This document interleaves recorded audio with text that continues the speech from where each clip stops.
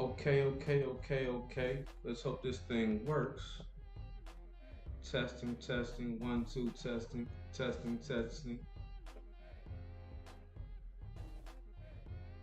Make sure my volume is good.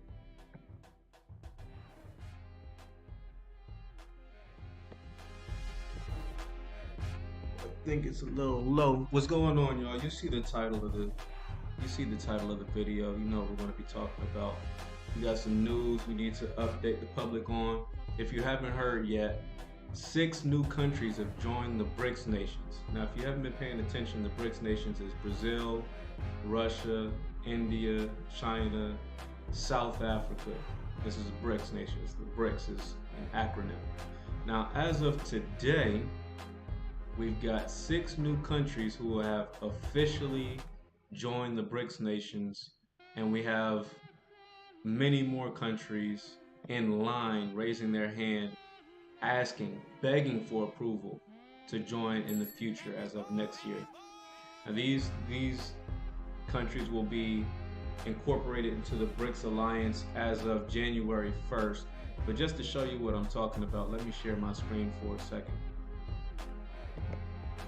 Now you can see here the title of this news article. It's all over the news, and I want you to pay attention to the way that it's worded. Now here it's just saying a new world order. First of all, they're already acknowledging the fact that a new world order is emerging. But with that being said, this article says Brics just agreed to welcome Saudi Arabia, Iran, Ethiopia, Egypt, Argentina, and the UAE, the United Arab Emirates. And why is that not exactly good news for the US? Now we're going to talk about this. We're going to talk about this article. We're going to talk about this news. But first I want to preface this conversation with a few things. Outside of this article, if you Google what's happening as far as the Brics nations, you'll notice that the way that they're framing it, especially in the headlines, is 6 new countries. They don't really specify who. The headlines are reading 6 new countries join Brics. They're keeping it very vague. And when they do talk about what countries are joining the Brics nations, the only one that they really emphasize is Iran.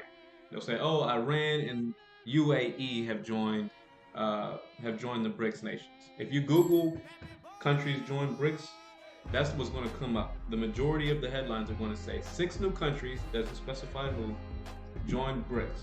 And if they do mention in the headlines what countries have joined Brics, they're going to emphasize Iran, and they're going to emphasize the UAE. Now that's very intentional. That's very intentional. There's a reason that they're doing it. First of all, the Brics nations is a major competitor to the United States as far as economically. Economically, Russia, due to the sanctions and the seizing of Russian assets that the United States did last year in 2022, has already announced and begun charging for their oil in rubles. They are no longer selling their oil in the US dollar, which the majority of the world does, if not every country in the world does, has agreed to pay what's called the quote-unquote petrodollar.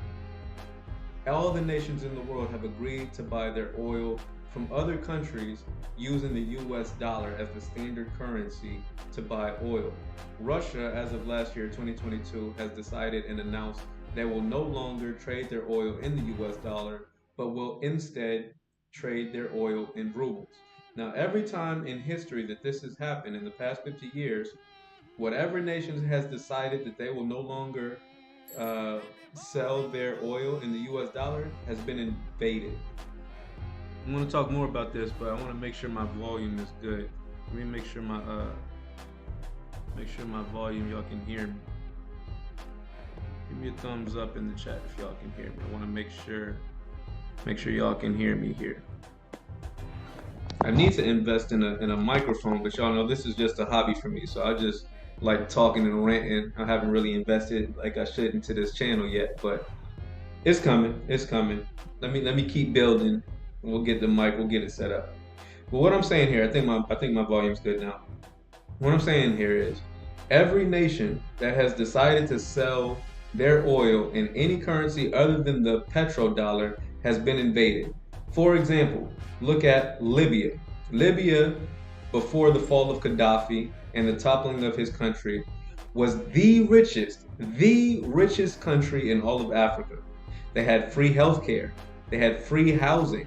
If you get married, they had free education. You can go to school for free. And they gave thousands of dollars to every wedding. Every wedding, if you get married, you get from the state thousands of dollars.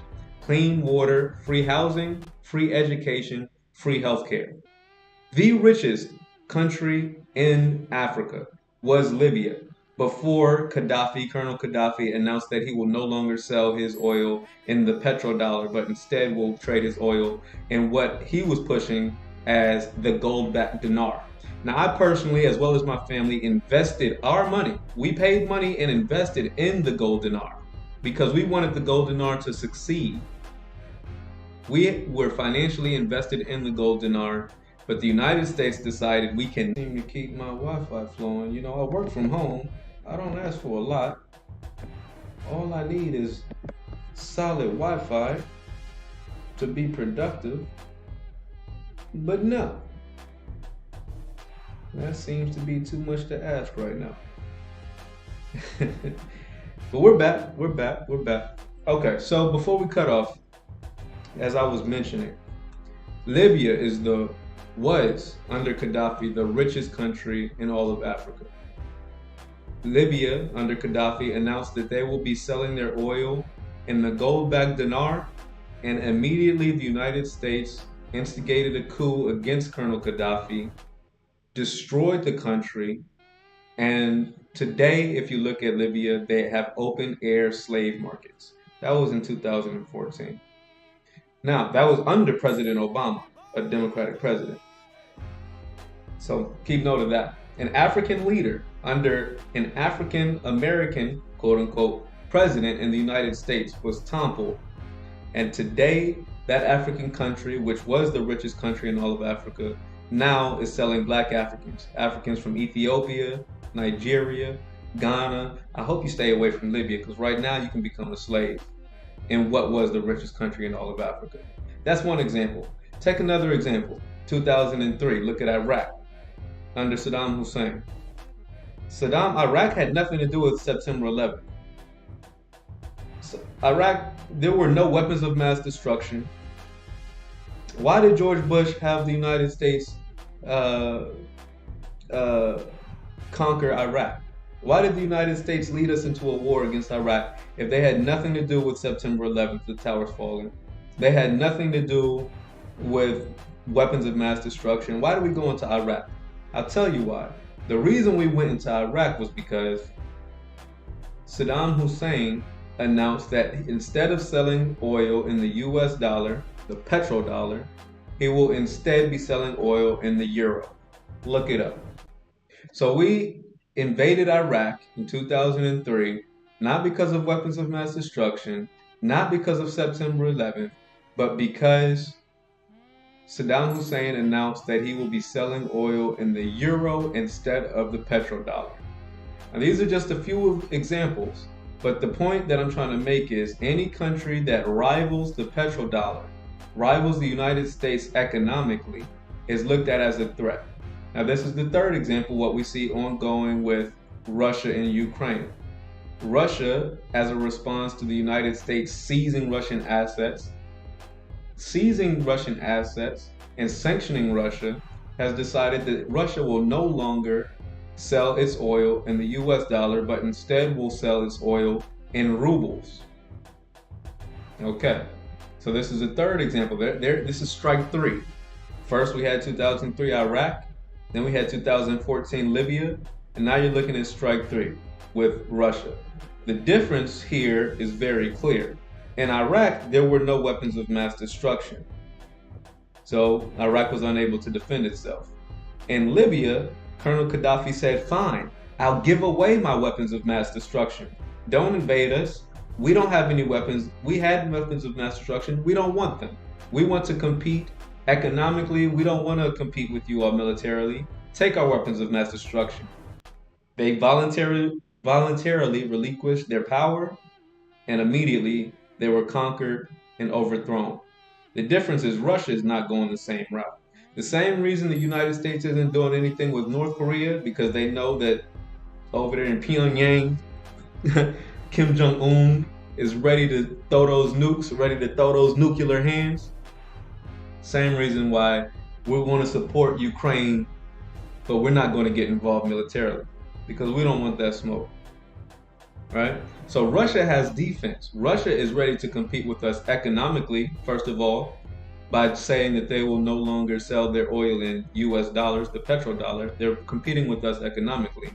And they're ready to compete with us militarily, saying the proxy war against Ukraine, saying that they have more nuclear nukes than the United States.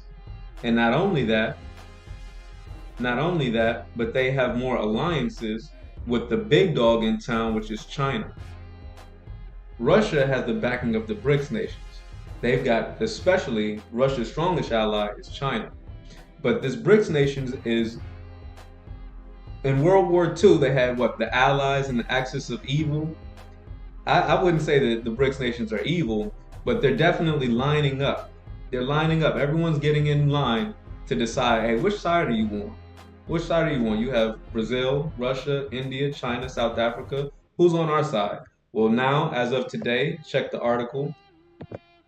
People are announcing whose side they're on. Saudi Arabia. Saudi Arabia used to be the United States' strongest ally in the Middle East, especially before our alliance with Israel. And even one could make an argument that regardless of Israel, Saudi Arabia was still our strongest ally because Saudi Arabia is the one that gave us the petrodollar.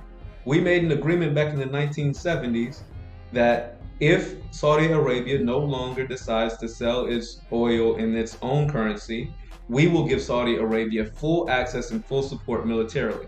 So whoever Saudi Arabia points at, the United States will go and attack. Look at Yemen. The United States has no problem with Yemen, but Saudi Arabia has a problem with Yemen. The United States is supporting Saudi Arabia. The reason Saudi Arabia was so strong was from our backing, why we so strongly supported Saudi Arabia, was because Saudi Arabia was the key to the petrodollar. Now, Saudi Arabia, according to this article, is lining up with the Brics nations. Iran, we all know, if you look at the clip from General Wesley Clark, we know that Iran has been on the chopping block. Iran has been on the chopping block. The United States has been wanting to start a war against Iran. Well, Iran has had enough. They're joining the Brics nations. They're joining the Brics nations. And under Obama, we had an agreement for Iran not to become nuclear, but President Donald Trump, reneged on that deal, the Iran deal. So Donald Trump reneged on the Iran deal. So now that Iran is teaming up with the Brics nations, there's no reason for Iran not to develop nuclear weapons. They have the support of the Brics nations. The West has been stalling and weakening Iran for decades now. It only makes sense for them to go to the Brics nations. It only makes sense, and they have no reason now not to become a nuclear power. Do you see how things are aligning? And the United States is waning. The power in the United States is waning. And I'm going to get into, if you're an American, what you should be looking at doing right now. Because right now is not the time to be wasting your money, partying over here. Now's the time to be preparing. Now's the time to be preparing. So we see what's going on in Saudi Arabia, our biggest ally in the Middle East, one of our biggest allies in the Middle East, now lining up with the Brics nations. Iran, one of our biggest adversaries in the Middle East, now aligning with the Brics nations. Ethiopia. Now, Ethiopia is a very important country in Africa. Ethiopia doesn't get the credit that it deserves. Ethiopia was technically never conquered. Even if you look at, is the only country in Africa that was never conquered and colonized. The only country in all of Africa that was never colonized was Ethiopia. Now we know that Italy had a war against Emperor Haile Selassie. Italy lost. Italy lost the war. Before they lost, they were able to divide Ethiopia into Ethiopia and Eritrea. So that's why Ethiopians and Eritreans, they're the same people, but they got a little bit of a conflict because the Eritreans sold out the Ethiopians. The Eritreans sold out the Ethiopians and tried to take the Italian side. The Eritreans, I mean, shout out to the Eritreans. I don't got no problem with y'all, but history is history. The Eritreans were some sellouts. They sold out their country on behalf of the Italians. They tried to team up with the Italians, Mussolini and them, and get the Emperor Haile Selassie out of there.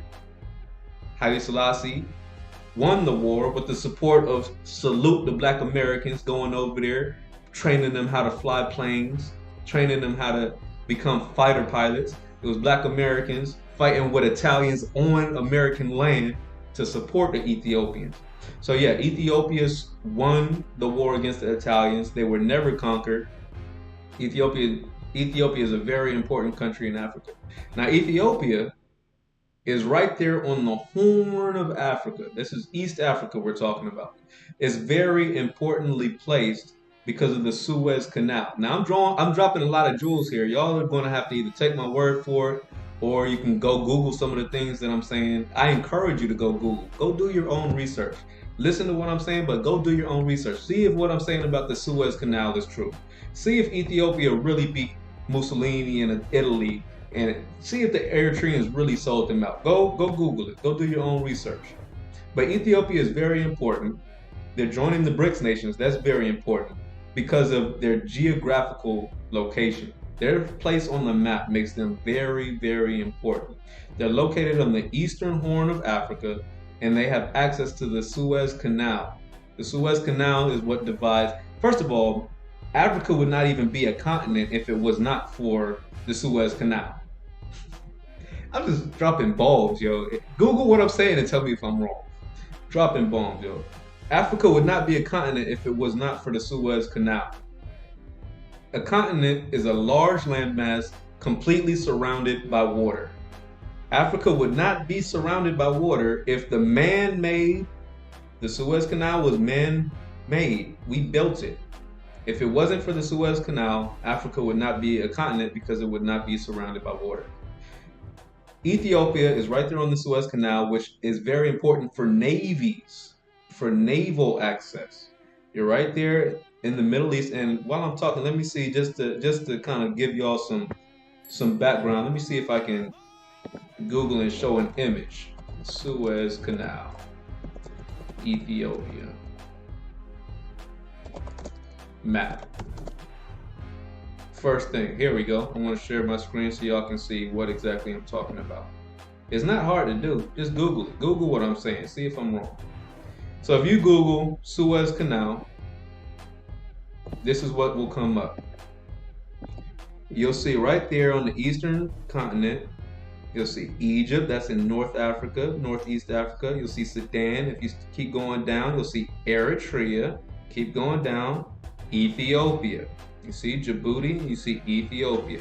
Right there by the Suez Canal, moving into the Red Sea. See that? Now this is very important. This is very important location. Very important location for naval military bases. For naval military bases. This is very important. All right? So, Ethiopia is joining the Brics nations. Mind you, also, China has ties with Kenya. I wouldn't be surprised if Kenya comes next. I would not be surprised if Kenya joins the Brics nations next year in 2024. I would not be surprised because right now China has a lot of deals with that eastern horn of Africa. And right now they're taking over a lot of those oh no, did I delete? Oh, that's the wrong thing. They have a lot of deals on a lot of those ports, those port towns. China's making deals we're going to develop your country as long as you give us rights to your ports. And Kenya is one of those countries that China is very heavily supporting and developing. China's spending a lot of money developing Kenya. China's been a very good partner to the Africans. So is Russia. So it's not surprising to see a lot of these African countries supporting the Brics nation, supporting Russia and China and what they're doing. fighting against imperialism coming from the Western powers. You see what's going on in Niger. France and the United States are trying to get involved in Niger right now today. And the Niger, not Nigeria, but Niger, the country, is fighting heavily against French influence, saying we don't want the French powers here. We don't want the French or Western influence. Stay out of our country. These are not the governments. These are the people. The people of Nigeria are saying we don't want the Western influence. We don't want France involved. Stay out of our country. So when Nigeria, right now there's a civil war going on in Nigeria, but when they become stable, who do you think they're going to support? I guarantee you they're going with the Brics nations. So you can see the alliances. You can see the alliances. Everyone's lining up. Everything's lining up. And it's slow. It's slow. It's not like, one day. It's a slow trickle effect before the straw that breaks the camel's back. So it's just slowly building up until everything's in line and things are ready to progress quickly. So I think it's Sun Tzu, The Art of War, where they say, stay silent and strike like a thunderbolt. Something like that. Let's get back to this article. So we've gone over the importance of Saudi Arabia. We've gone over the importance of Iran. We've gone over the importance of Ethiopia.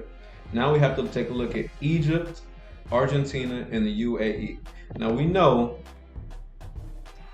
northern Egypt, right there in North Africa, right there on the Suez Canal as well. Egypt is very important, strategically placed. A lot of power in Africa, a lot of authority in Africa and influence in the Middle East. Egypt, we know, had the war with Israel. Egypt is not a fan of Israel. They have a treaty right now, a ceasefire, thanks to the United States. A United States brokered ceasefire with Israel. The only thing that's keeping Egypt from attacking Israel again is the fact that we're giving billions of dollars to Egypt not to. The United States is literally paying Egypt to stay off of Israel.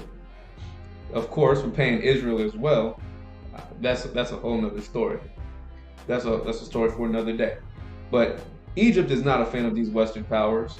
They're not a fan of Israel, and Israel is aligned with the Western powers. Not only that, Egypt, as a fall after the what's it called? The Arab Springs. After the Arab Spring uprising,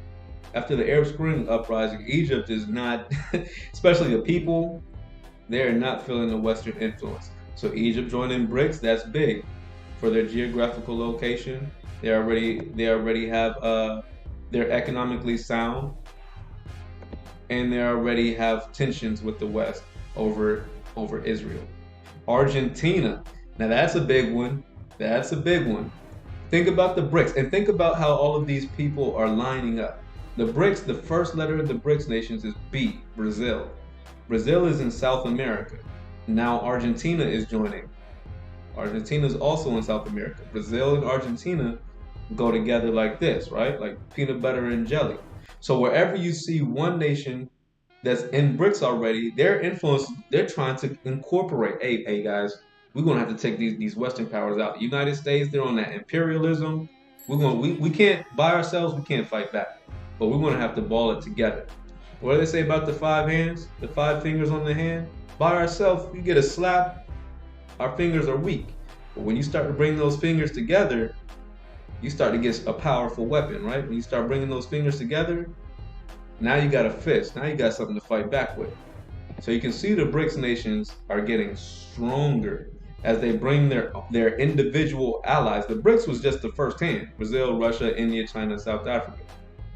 At first, it was just fingers, 5 fingers, and they were coming together. But now all of their allies are starting to join in. So Brazil brought in its ally. They bring in Argentina, Russia, India, China, South Africa. China has a lot of influence in Africa. They're bringing in Ethiopia. They're bringing in Egypt, right? So they're bringing in their allies. South Africa's already in Africa. They're bringing in their allies, right? So we can see these countries getting stronger. Argentina and South America. A lot of this has to do with 2 major factors is what they're looking for in the BRICS nations. One, are they economically sound? And two, is where are they geographically located? Where are they geographically located? The third factor would be, what is their relationship with the West? These countries that are joining the BRICS nations are not historically the biggest supporters of the West, with the exception of maybe India and Saudi Arabia. Like I said, Saudi Arabia, as of today, has now joined the BRICS nations. So even our allies are starting to they can see the writing on the wall. The West is falling, the East is rising. Place your bets. Place your bets. Where would you want to be? All right. So we see the importance of Saudi Arabia. We see the importance of Iran. We see the importance of Ethiopia, Egypt, Argentina, and UAE. Everybody knows you. Oh man, you got to go check out the UAE. All I hear is good things. All I hear is good things. United Arab Emirates, beautiful country. They're building mega cities in the desert. Money, got that oil money. Got that oil money. Okay, all right. So this is very big news, guys. This is very big news. The BRICS just agreed to welcome Saudi Arabia, Iran, Ethiopia, Egypt, Argentina. Let me just show you what I'm reading here. Saudi Arabia, Iran, Ethiopia, Egypt, Argentina, and the United Arab Emirates. And that is not good news for the United States. The petrodollar is waning. It is becoming weaker and weaker. While simultaneously, the BRICS nations are waxing. They are getting stronger. They are making alliances. They're bringing peace to the Middle East. Beautiful things are coming from the East. And the West, we're arguing over whether you're a boy or if you're a girl. In the West, we don't know. In the West, we can't figure out what gender we are. And in the East, they're figuring out major historical, economic cooperatives. Okay, all right. One thing I like about this article, though, is the way that it starts off. The headline, what do they say? A new world order. The first three words, they're already acknowledging. They're already acknowledging what's coming. There's a new world order that's coming. Now that I've broken down the news, I'm going to give you a few of my personal thoughts about what you should be doing, what we all, speaking for myself, what we all should be doing during this time to prepare for what's coming and what exactly I believe is coming. Now, first of all, I'm a believer of the Most High. I believe that everything written in that book they call the Bible, basic instructions before leaving earth. It is all written for our edification, for our benefit, and it was all inspired by the Most High. Inspired by the Most High to give us preparation, to prepare us mentally, emotionally, spiritually, and even financially if you read it correctly. The Bible is giving you instructions of how to prepare and run your life so that you'll have a successful life in the eyes of the Most High. Now, in the book of Revelations, we know that a new world order is prophesied to come. A new world order. Now, we have media outlets, secular media outlets, using biblical phrases like a new world order. Just think about that. But secular media outlets are talking about the new world order, which is biblically prophesied thousands of years ago. Now, in this prophecy, written by the prophet Daniel, was it Daniel or John? I think it was John of Patmos, right? Anyway, I need to go back and study him. Anyway, the prophecy reads that no man shall buy or sell lest he have the mark of the beast. Now, for the past few thousands of years, we've gotten by, we being humans have gotten by based on our ability to barter. Hey, I'll trade you one sheep for two goats. I'll trade you one cow for two goats and a sheep, right? We were trading, we were bartering.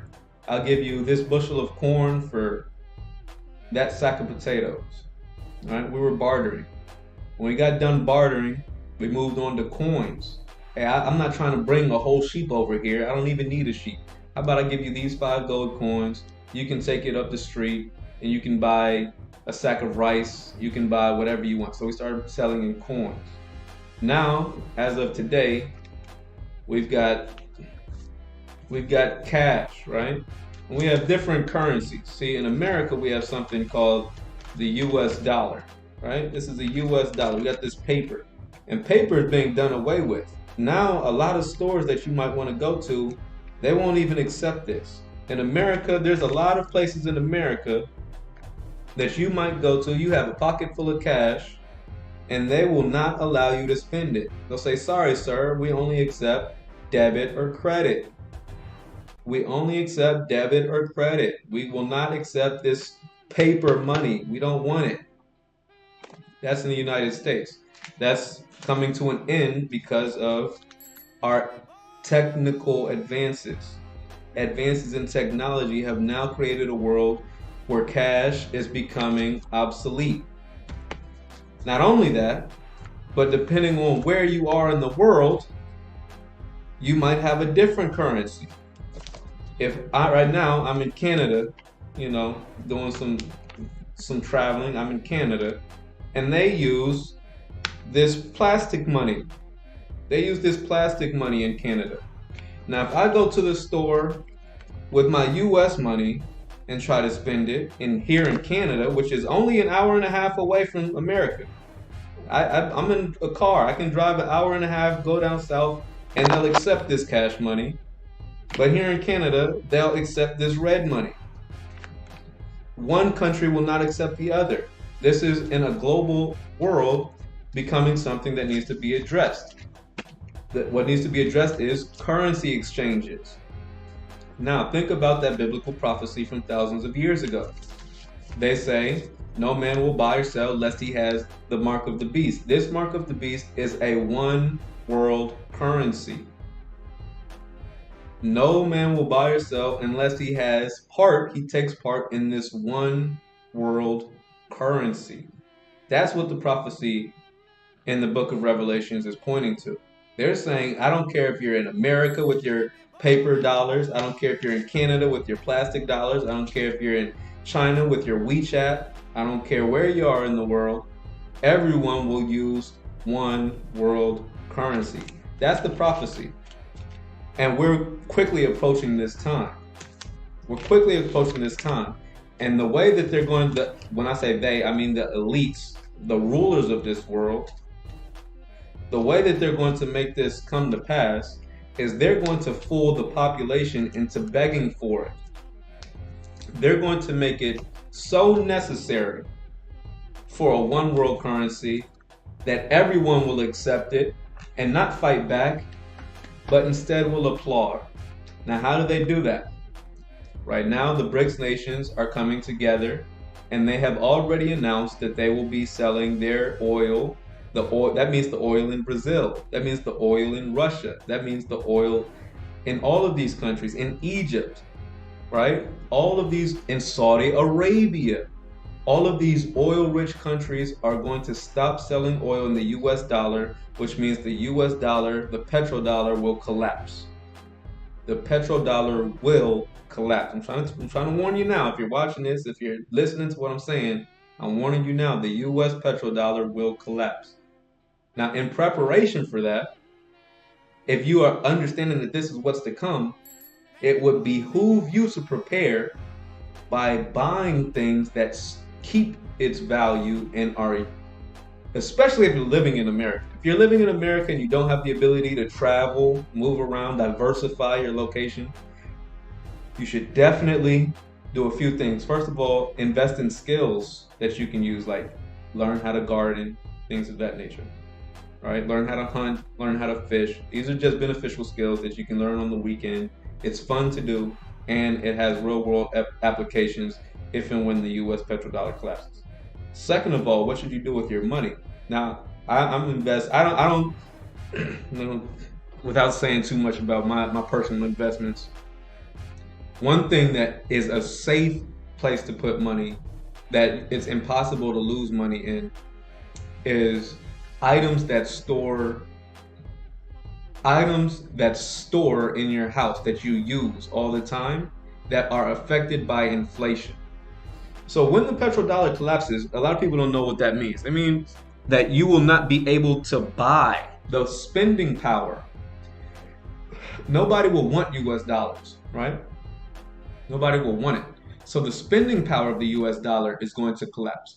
Right now, if you go to the grocery store, let's say you want to buy a pizza, a frozen pizza from the grocery store. Right now, you can buy it. I'm pescatarian, so I eat a lot of vegetables and stuff like that. So let's just go with a basic cheese pizza. You go to the grocery store, you go to Giant, you go to Safeway, you want to buy a cheese pizza. No frills, nothing special, just the basic frozen cheese pizza that you can take home, heat in the oven for 15 minutes, and have your pizza. This is going to cost you about $5 to $6. All right, depending on what brand you got, we're going to give you a range, $5 to $8. Okay, depending on what state you're in, depending on what brand you're eating. Let's say $5 to $8, $5 to $10. Right? That's just a basic cheese pizza. Now imagine that same pizza going for $25, $30, because nobody is willing to accept that money that you're trying to offer them. All of the prices are going up. Cheese pizza goes to $30. A loaf of bread goes to $10, $15. Eggs goes from $2 or $3 to $9, $10. Gas, when you go to the gas station, you go from $4 a gallon to $12 a gallon, because Saudi Arabia is no longer selling its oil in the US dollar. Saudi Arabia is now making you buy your oil in the brick currency. This is what we mean when we say the currency is going to collapse. We're not saying that, someone's going to come take your money. We're saying inflation is going to steal your money. The price of goods, the spending power of this dollar is going to be so low. You will have to spend so much money on basic goods. Basic cheese pieces will go from $5 to $30. Oil from $3, $4 a gallon to $10, $11, $12 a gallon. The spending power is going to collapse. And what will matter then is what you have stored in your pantry. So it's important right now. Think about it like this. In 2020, when they announced, hey, we're going to be shutting down the country for 6 months, 3 to 6 months. So everyone, I want you to stay in your house. I want you to stay in your house for 3 to 6 months. What did everybody run and get when they announced that they were going to shut down the country for 3 to 6 months? There were people fighting and shooting over toilet paper. Now think about it, like if you would have bought that toilet paper before 2020, let's say you bought, instead of just enough rolls, a 12 pack of rolls to last you the month, imagine you had brought 10 12 packs, enough paper toilet tissue to last you the year. Instead of buying toilet tissue for the month, buy toilet tissue for the year. Now, it's not costing you any more money, because this year you're going to use the toilet paper. Whether things are good or whether things are bad, I'm pretty sure you're going to keep using the bathroom. Okay? Can we all agree on that? You're going to spend the money on toilet paper one way or another. But the price of that toilet paper will only go up in time. Inflation is going to make that toilet paper that you got for $3 in January, now it's $4 in December. Okay? Now that's without the extreme inflation collapse of the currency. Without a currency collapse, inflation is still affecting your currency. So in January of 2023, this was before the pandemic, or this is 2023, so after the pandemic. But in January, let's say a 12 pack of tissue costs you $3, $4. At the end of the year, it's going to cost you $4 or $5 just because of normal inflation. Normal inflation, the prices are going up. But if you buy things in bulk, you are able to preserve your money and your spending power because you're buying it at a cheaper price. Buy things that you're able to freeze and keep for a long time. Buy canned goods, canned tuna, canned beans, buy canned goods, buy rice that stays, things that stay, beans, rice, tuna, soups, things that preserve. The price of these things will go up. That I can guarantee you. Inflation is a constant. In every country, inflation is a constant. So when you buy things in bulk, you're able to preserve your wealth because things that cost you one price in January will always cost you more in December. All right. So this is what I'm saying. I'm not going off the doomsday and say, oh, the world's coming to an end. Not yet. Not yet. And the world isn't going to come to an end. It's just going to be a new world, a world that you're not used to. A world with one world currency, with the US is no longer the hegemony, the biggest superpower. No. There's going to be a leveling out. There's going to be a leveling out where countries are going to become a great reset if you follow the World Economic Forum, the WEF. Google the things I'm saying. Google, I'm dropping a lot of things, a lot of words here. WEF, Suez Canal. I'm dropping a lot of things here. You can go and Google it on your own. But according to the WEF, there's going to be a great reset. And one of the best ways you can prepare for this is by investing. When I say invest, I mean buy. Buying things that you are certain to use for a cheaper price, which is today, than it will be tomorrow. This is one guaranteed way to preserve your money from inflation. Just to give you a few examples of things you can buy that will preserve your money. Toilet tissue. You're going to use it. You're going to use it, and it's going to be cheaper today than it will be next year. Toothpaste. Toothpaste doesn't expire. You can get toothpaste. You're going to use it. You're going to use it. So just instead of getting 1 pack for the month, get 3 or 4 packs and just put it under your cabinet. It'll be there. And you know that you have it. Get more than you need. That's all. Basically that's all I'm saying. Just get more than what you need of the things that you already need. Get more than you need of toothpaste. Get more than what you need of toilet paper. Get more than what you need of canned goods. Get more than what you need of rice. Get more than what you need of beans. Get more than what you need of things that will not expire. Because I believe in biblical prophecy, and I'm looking at what's going on in the world today, and I'm saying that things in the Bible and things that we're seeing today are aligned perfectly. If you've made it this far in the video, do me a favor, hit the thumbs up button. I drop new videos just about every day. Now I've been a little shaky. I've been doing a lot of traveling. I got a lot of things going on in my life. So I haven't been uploading as consistently as I want to. But speaking in general, I upload just about every single day, whether it be a short, whether it be a live, or whether it be an edited video. I send a lot of different content with topics just like this, with a perspective that you probably have never heard before. So if you're new to the channel, smash the subscribe button. Hit the thumbs up button to show me some love and boost us in the algorithm. I appreciate everyone who's made it this far in the video. Salute. Peace.